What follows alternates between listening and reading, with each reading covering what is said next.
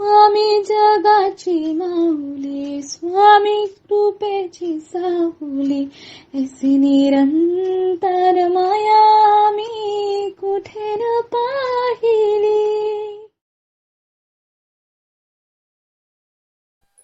श्री स्वामी समर्थ. सर्व मित्रमैत्रिणींचे आपल्या श्री दत्तानुभूती परिवारामध्ये सहर्ष स्वागत आहे. स्वामींची कृपा तुमच्यावर निरंतर राहू दे. आज आपण स्वामी भक्त श्री गोपाळबुवा केळकर लिखित बखरीतील बखर क्रमांक 79 ऐकणार आहोत.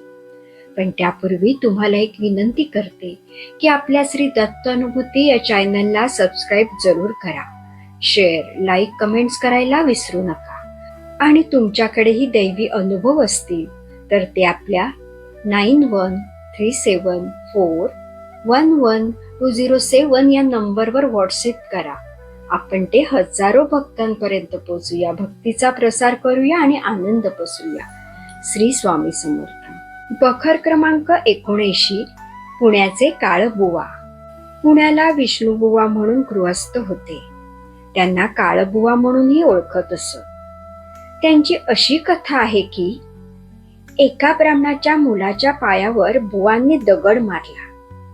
त्याबद्दल बुवांवर फिर्याद होऊन सोलापूरला विष्णू परशुराम रानडे डिस्ट्रिक्ट डेप्युटी यांच्याकडे खटला आला. चौकशीअंती बुवा वेडे ठरले. नंतर पुणे येथे वेड्यांच्या इस्पितळात बुवांना पाठवले. त्यांचा नेहमीचा जप चाले. काळ आला रक्त खातो, काळ आला काळ आला असा चालत असे. एके दिवशी सदाशिवराव गवंडी, वामनबुवा बडोदकर हे फिरत फिरत इस्पितळात आले. तेव्हाही बुवा तेच शब्द बोलत होते. काळ आला रक्त खातो, काळ आला.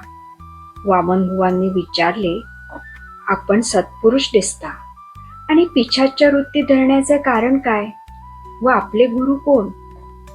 असे विचारताच काळबुवा म्हणाले, तुम्हाकडे ब्राह्मण पाठवला होता.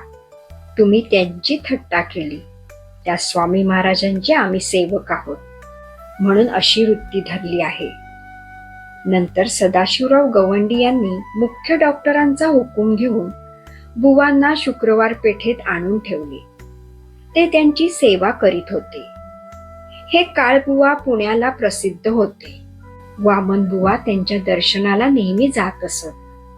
ज्या ब्राह्मणाने बुवावर फिर्याद केली होती तो ब्राह्मण अक्कलकोटला आला. समर्थांचे दर्शन घेतले. इतक्यात महाराज म्हणाले, काय हो, आमच्यावर फिर्याद करून काय मिळाले?